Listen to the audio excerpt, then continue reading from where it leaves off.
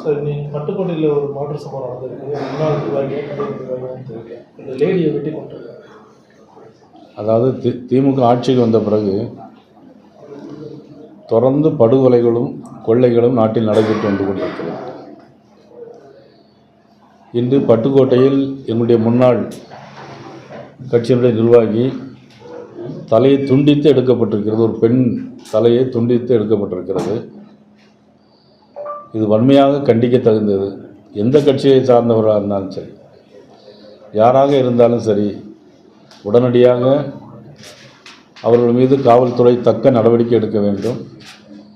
காவல்துறை மீது காவல்துறை எடுக்காத நடவடிக்கையை கண்டித்து முதலமைச்சர் அவர் வைத்துடைய காவல்துறை மீது நடவடிக்கை எடுக்க வேண்டும். சிவகிரியில் 2 பெரியவர்கள் வயது முதிர்ந்தவர்களை கொள்ளையர்கள் 2 கைகளையும் வெட்டி காதுகளையும் அறுத்து, அந்த சம்பவம் மிகுந்த பரபரப்பும் பெரிய பதட்டம் அந்த ஏரியாவில் வந்திருக்கிறது. பொதுவாக கொங்கு நாட்டில் பொறுத்த மட்டும் என்னென்னா எல்லாருமே தோப்பில் தான் வீடு கட்டி வசிப்பாங்க. இதுவரை திமுக ஆட்சிக்கு வராத காலத்தில் எந்த விதமான பயம் இல்லாமல் மக்கள் இருந்தாங்க. இன்னைக்கு திமுக ஆட்சிக்கு வந்த பிறகு எல்லாரும் அவங்கவுங்க தோட்டத்தை காலி பண்ணிவிட்டு வெளியூருக்கு போகக்கூடிய நிலைமைக்கு மிக மோசமான ஒரு சூழ்நிலை. ஏதோ குற்றம் சொல்ல வேண்டும் என்பதற்காக நான் இதை சொல்லவில்லை. சிவகிரியில் நடந்த சம்பவம் என்பது மிக பதட்டமான சூழ்நிலையாக இருக்கிறது. அதே மாதிரி பல்லடத்தில் 7 கொலைகள். அந்த கொலைகள் எப்படி நடந்திருக்கு அப்படின்னா, எல்லாம் கஞ்சா போதைப்பொருள் அடிச்சுட்டு தான் வெட்டியிருக்காங்க. அருவாளை எடுத்துகிட்டு போய் வீட்டுக்குள்ளே போய் மாறி மாறி வெட்டியிருக்காங்க. வழியில் வந்தவர்கள் மீதும் வெட்டியிருக்கிறாங்க. இது பல்லடத்தில் நடந்தது. அது மட்டும் இதுக்கு எல்லாமே என்ன காரணம் அப்படின்னா, எல்லாம் போதைப்பொருள் தான், கஞ்சா.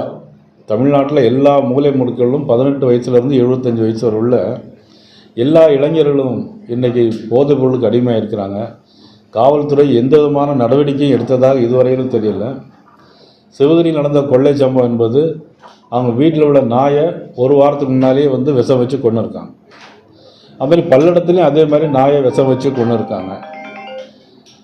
ஆக இந்த 2 சம்பவங்களையும் பார்க்கும்போது தமிழ்நாட்டுக்கு கொள்ளையர்கள் இருக்கிறார்கள் என்பது எல்லாமே தெளிவாகிறது. அது மட்டும் இல்லை, நமது உள்துறை அமைச்சர் ஏற்கனவே எல்லோரும் எச்சரிக்கை விடுத்திருக்கிறார். வங்காளதேசத்தை சேர்ந்தவர்களாக இருந்தாலும் சரி, பாகிஸ்தானை சேர்ந்தவர்களாக இருந்தாலும் சரி, அவர்களை கைது செய்து நடவடிக்கை எடுக்க வேண்டும் சொல்லி மத்திய அரசு மாநில அரசுக்கு ஏற்கனவே கடிதம் எழுதியுள்ளது.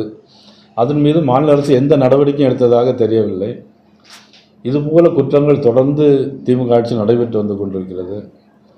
இந்த சூழ்நிலையில் தான் நாமும் தமிழ்நாட்டில் இருக்கிறோமா வேறு எங்கேயும் இருக்கிறோமா என்கிற ஒரு சூழ்நிலை, ஒரு பதட்டமான சூழ்நிலை வந்திருக்கிறது. இந்த கொங்கு பகுதியை பொறுத்த மட்டிலும் தோட்டத்துக்குள் யாருமே இனிமேல் கோடை நேரத்தில் விடுமுறைக்காக வந்த சின்ன குழந்தைகளெல்லாம் இப்போ திருப்பி ஊருக்கு அனுப்பிக்கிட்டு இருக்கிறாங்க. அந்த அளவுக்கு மோசமான ஒரு சூழ்நிலை வந்திருக்கிறது.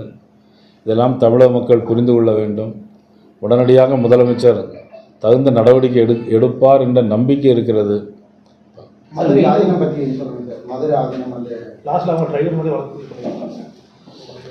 அதாவது திமுக என்றைக்குமே போலீஸ் ஸ்டேஷனில் என்னென்னா யார் கேஸ் கொடுக்க போனாங்களோ அவங்கள பிடிச்சி தான் போடுவாங்க. இது திமுக ஆட்சியில் வழக்கம். யார் பாதிக்கப்பட்டாங்களோ அவங்களே பிடிச்சிட்டாக்கி அப்புறம் பிரச்சனை இல்லை. பார்த்தீங்களா, அந்த மாதிரி நாளைக்கு தான் மதுரை ஆதீனம் டிரைவர் மேலேயே கேஸ் போட்டிருக்காங்கன்னா இதை எங்கே போய் சொல்கிறதுனே தெரில. இந்த ஆட்சிக்கு நல்ல காலம்லாம் முடிந்து விட்டுதுன்னு நினைக்கிறேன். சார், இப்போ பயங்கரவாதத்தை பாரதிய ஜனதா கட்சி நேற்று நடந்த ஆர்ப்பாட்டத்தின் மூலமாக தமிழகத்தில் விதைத்து தூண்டுகிறது. திமுகவுடைய இந்த குற்றச்சாட்டை எப்படி பார்க்குறீங்க? ஏன்னா இல்லவே தமிழ்நாட்டில் மத கலவரங்களோ மத பிரச்சனைகளோ இல்லாத ஒரு மாநிலத்தில் வேணுமே பிஜேபி ஒரு பூஸ்ட் பண்ணுறாங்க அப்படின்னு சொல்லி திமுகவோட ஸ்டேட்மெண்ட். இங்கே மத பிரச்சனை நாங்கள் நேற்று பேசவே இல்லையா? அதாவது நம்ம நாட்டை சேர்ந்தவர்களை பயங்கரவாதிகள் 20 பேர் சுட்டு கொண்டு இருக்காங்க. அவங்க இந்துவானு பார்த்து சுட்டு கொண்டு இருக்காங்க. நாங்கள் மதத்தை தூண்டி விடலையே.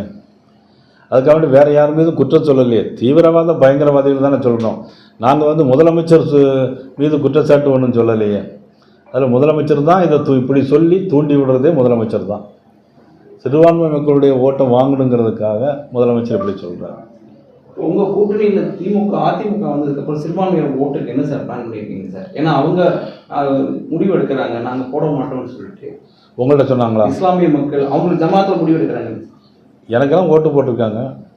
எல்லா ஜமாத்துலையும் சொல்கிற மாதிரி எல்லாம் இஸ்லாமியர்கள் கிறிஸ்தவர்கள் ஓட்டும் பாரதிய ஜனதா வரும், வராதுன்னு யாரும் சொல்ல முடியாது, வரும், எனக்கு வந்திருக்கிறது. அதிமுக பாஜகவோட சேரணும்னு சொல்லிட்டு சிடிசி ஜஃபாருங்கிறவர் அதிமுக நிர்வாகி பேசுறதுக்கு அந்த ஐக்கிய ஜமாத்துல இருந்து அவர் நீக்க முடியும்.